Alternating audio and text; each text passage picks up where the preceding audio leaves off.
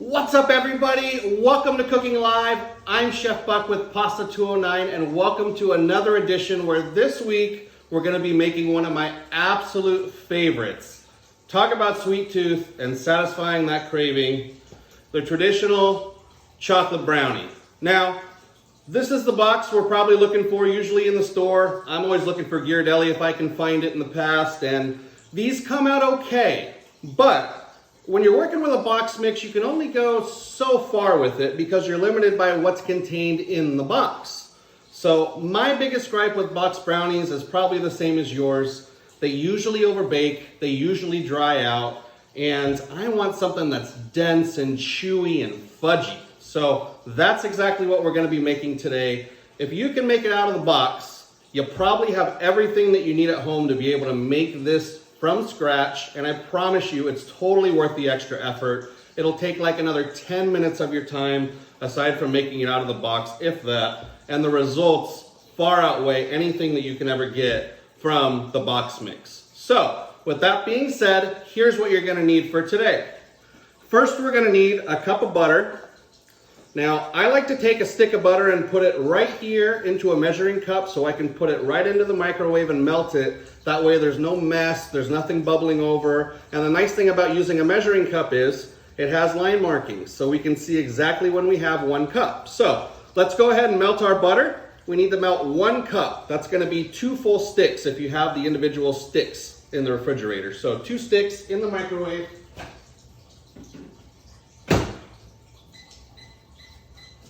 It'll probably take about a minute, but I set it for a minute 30. So while our butter is melting, the next thing that we need to get together is 3 cups of white sugar. Just your plain, everyday white sugar is absolutely fine. You don't need anything special here. The next thing we're gonna need is 1 tablespoon of vanilla extract. We're also going to need 4 eggs. I like the brown ones. The white ones kind of weird me out, but I live in the country, so it is what it is. 1.5 cups of all-purpose flour. You don't have to use anything special here either. Just your plain, everyday white flour is totally fine. And then we're gonna get 1 cup of unsweetened cocoa powder. Now, this is the place where your recipe is gonna be differentiated from everybody else's. And this is where you can take it from here up to here, okay? Oh, keep an ear on your butter. I hear it popping, but everything's still melting okay. Just keep an eye on it. Now, as I was saying, I use a cocoa powder from a company called Valrhona. It's located in France. It's recognized internationally as the best of the best worldwide. Anywhere you go in Las Vegas where they have high-end casinos and restaurants and bakeries, or anywhere in the world really, you're generally going to find Valrhona as the cocoa powder that they use, okay? You can find this in Whole Foods, you can find it online on Amazon and in some specialty stores. It's a little bit pricier than the regular stuff, but it's got about twice the fat content of normal cocoa powder, and the richness and the density of the chocolate flavor is like unlike anything I've ever had before. So you want to use cocoa powder, but if you want to use Hershey's, Ghirardelli, or anything that you have available, that's fine. But again, this is the place in the recipe if you want to spend up, and you want a pro tip. Valrhona is what professional bakers use to sweeten and to flavor their chocolate desserts. And then the last things that we're gonna need are a teaspoon of salt, just plain iodized salt, and then also 1 cup of milk chocolate chips. Now, go ahead and gather all that stuff together. Our butter now is nice and melted. I'm just gonna go ahead and give this a little bit of a stir, just because I wanna get some of that milk solid on the bottom all mixed together there. You saw how it separated a bit. Now, after you gather all of your ingredients, let's go ahead and get the pan that we're gonna bake in. Now, I personally like really dense, kind of thick brownies when I make brownies. So I'm gonna use a square pan. This is a 10-inch by 10-inch pan. It's perfect size for this recipe if you happen to have a square cake pan at home. If you have a 9 by 13 pan, like a normal casserole pan, that's totally fine and that'll work for this recipe. Now, One pro tip that I want to give you that I've learned over the years that will absolutely change the way you bake and make your life infinitely easier is lining your pan with parchment paper, okay? What you want to do is take whatever pan you're using, grab a stick of butter if you have an extra one, make sure you have clean hands. Remember, we always want to use gloves or wash our hands before we start doing anything. And then we're going to take that stick of butter and we're going to go all the way around the sides of the pan. What I like about using the stick of butter is it's already square, so it's really easy to get on the sides. And then we're just going to grease the bottom a little bit just to help that parchment paper stick. Then we're going to go ahead and drape it over on the top. And I like to have a little bit of an overhang on the edges because at the end, once we put our batter in here, all we're going to have to do is grab it by the paper, pull it out, and then you're not going to have to sit there struggling trying to get that brownie out of the pan. We can let it cool properly on a rack as it should because we don't want to cool it in the pan or it's going to keep cooking and burn on the bottom. And it's just going to make everything with this whole process really easy and simple. And you can do this for cakes. You can do this for anything that you're baking. Always want to line it here with the parchment paper. Now, we want to give it a little bit of a zip with the butter again, just so that it releases when we put our brownie mix on there, because we don't want it to stick anywhere. And now our pan is ready, okay?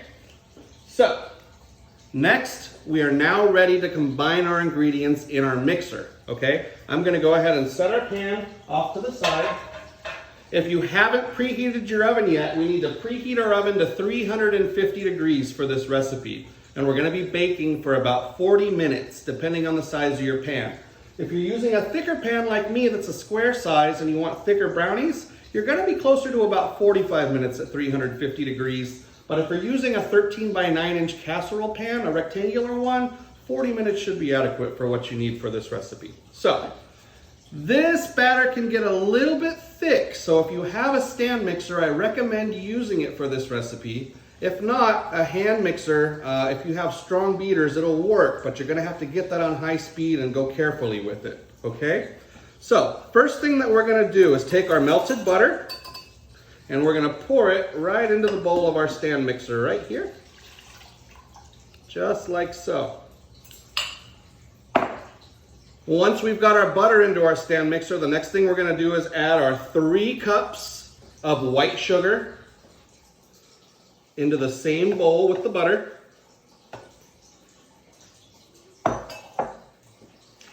And then we're gonna put our attachment hook right here. We're going to add our tablespoon of vanilla. Then we're going to go ahead and start mixing on a low speed. I'm setting mine on a 2 initially to get started. Once it starts going a little bit, you can turn it up to a medium speed, let's say about a 6 if you have 10 on your dial.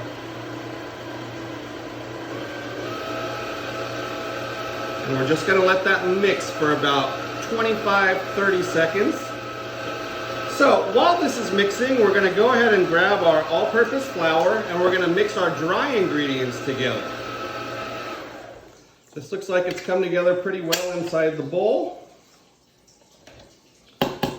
Now there's a little bit on the sides. I'm just going to mush it down with my paddle attachment. And I'll give you a look at how it's going to be on the inside here. As you can see, this is the consistency that you want to have. And it's going to be a little bit grainy looking, a little bit lumpy. That's okay. The next step is we're going to be adding our eggs one at a time. You don't want to add them all at once because it's going to change the consistency of the batter, and it's really important we get this as light and as smooth as possible so we get the best texture we can for our brownie. So I'm going to go ahead and lower this down. I'm going to switch my mixer down to about a 5. And now I'm going to take my eggs one at a time. I'm going to crack them into the bowl, being very careful.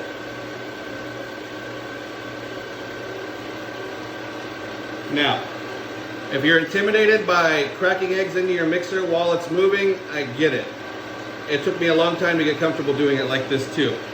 If you want to stop it, just turn your mixer off, open it up, crack your next egg when the first one has been mixed in thoroughly. Put that second egg in there,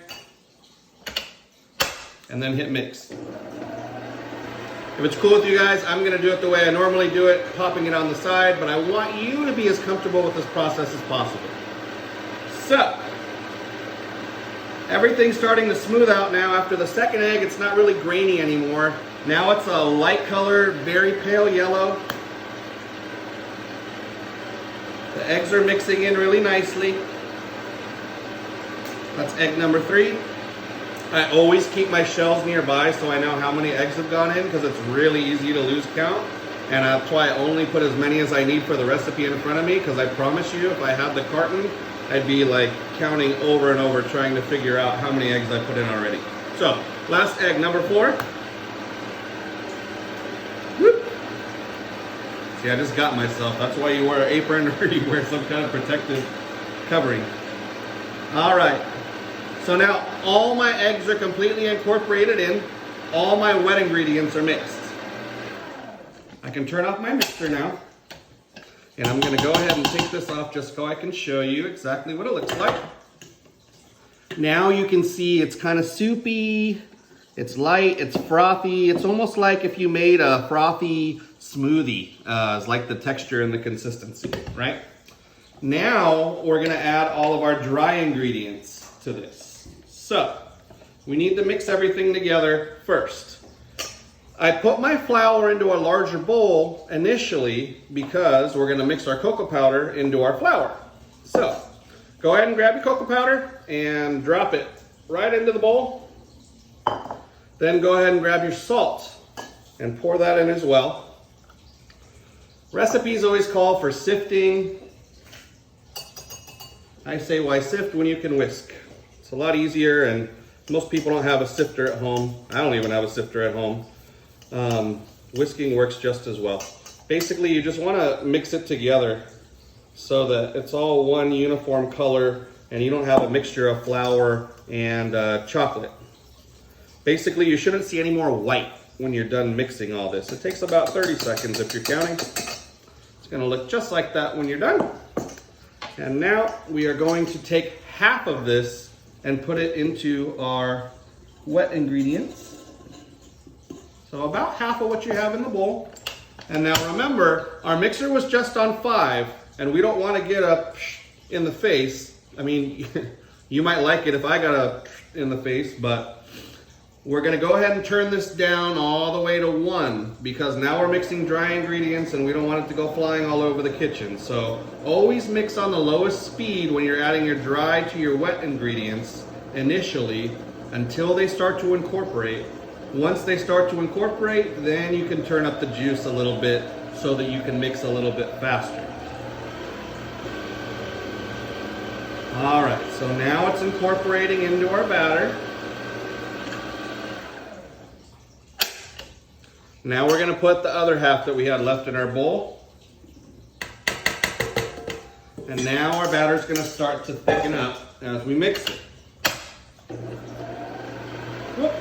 Now see, I forgot right there to turn it all the way down. And that's what you don't want to do. So again, turn it down to 1 or 2, let it incorporate. And then we're going to turn up the speed a little bit. And we're going to let it go on 5 for about 30 seconds. Now, here's the really fun part, and here's where it gets cool. This is just a base recipe for chocolate brownies. So, you can take this base now and you can turn it really into anything that you want. So, imagine you want to make salted caramel brownies. At this point, you would bake your brownies, make a homemade caramel sauce, put it over the top once it's cooled, and then put some flaky sea salt. You'd have amazing chocolate caramel sea salt brownies. Say you want to make Rocky Road brownies. At this point, you would want to add in a cup of marshmallows and a cup of almonds or walnuts, and you could have amazing Rocky Road brownies. Or if you want to stay traditional and go all chocolate like we're doing today, we're going to add in a cup of milk chocolate chips.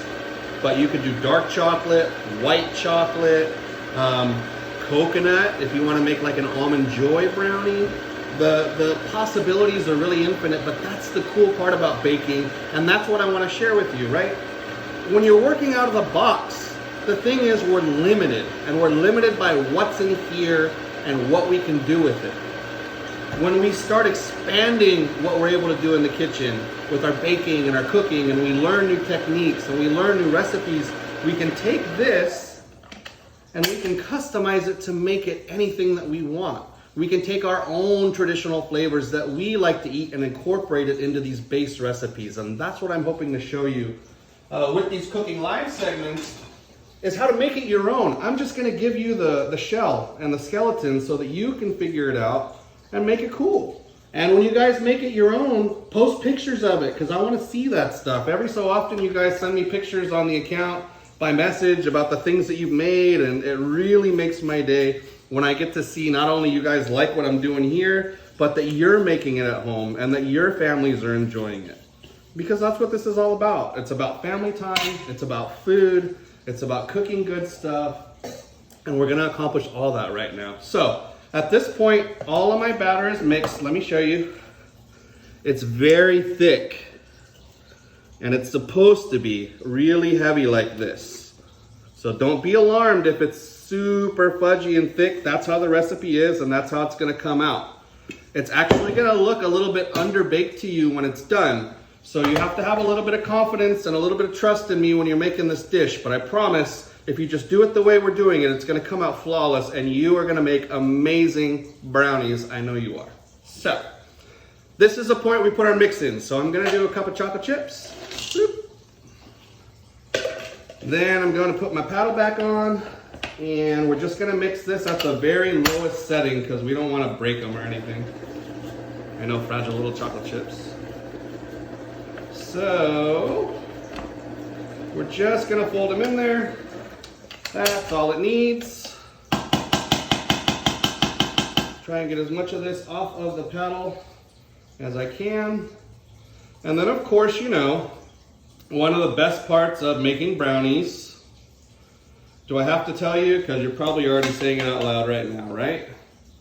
The best part, Chef Buck, about making brownies is, yes, you get to lick the batter off of the spatula and off the paddle, but after we're done putting everything in.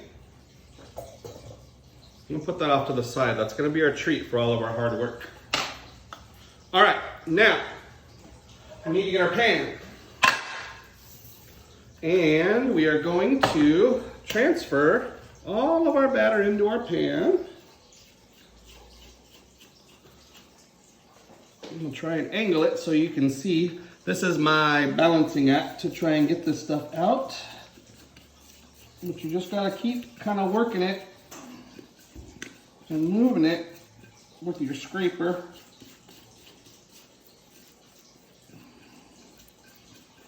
And it'll all come out eventually. Oh my gosh, it smells so good. I could seriously just eat it like this and be totally content, but I know it would give me a big stomachache. Oh. Oh. Did you guys ever watch Yo Gabba Gabba with your kids and see that episode where they're talking about eating too much candy and they're always like, too much candy gonna make you so sick? I don't know why I would start with that. But it is really true. As a candy aficionado, as I am, one thing you should know about me, I love candy. I love gummies especially. Watermelon gummies, gummy worms, anything like that. So if I ever deliver to your house and you're like, hey, Chef Buck, thank you for the food. And here, I got this for you. Here's a tip, here's some gummies. I would be so stoked about that. That would be really, really cool. That would mean you're watching my videos, and I don't know, that would make me feel really good. Anyway, we wanted to smooth out our brownies just like this. You want it to be flat all the way across, and that's it. So we just made scratch brownies, guys. This is what it's gonna look like. And again, we want our parchment paper sticking out the sides because when it's done baking, we're just gonna lift it up carefully, transfer it onto a baking sheet, and we're gonna let it cool. So now I'm gonna take this and put it right into my oven at 350 degrees on the middle rack. Then I'm going to set my timer because I'm using a square pan. Remember, I have a 10 by 10 square pan. I'm going to set my timer for 45 minutes. If you're using a 13 by 9 pan, I recommend setting your timer for 40 minutes and then checking your brownies. Now, when it comes to doneness with your brownies, you don't want them to be completely baked and completely hard across the top like when you press in a cake. So when you have cakes or cupcakes and you're baking them, you notice when you press them, they're kind of spongy, they spring back a little bit, but they're solid, right? These brownies are still going to be soft in the middle when they come out at this temperature. So this is where you have to trust me. 350 degrees, 40 minutes, and pull it, and then take it out, sit it on your counter on top of a baking sheet and let it cool completely. Once it's cooled enough in there, we want to transfer it after about 5 minutes onto our cooling rack and let it finish cooling. And at that point, everything is going to set, and it's still going to be a little bit fudgy and mushy in the center, but that's what we want. When it completely cools to room temperature, you'll see that it hardens and solidifies, but it's still going to have that mushy, fudgy, amazing center that you dream about with brownies. And I promise you, if you take the time to make this recipe, you're going to absolutely love it. So I'll be right back when everything's done baking to show you exactly how it all turned out. All right, our timer's about to go off on the oven right now. There it is. Let's take a look at our handiwork and see what we made. Now, just word of warning at home, it's going to be hot when you pull it out of the oven, but my oven's already off and this is already cooled down. So I'm just going to grab it with bare hands.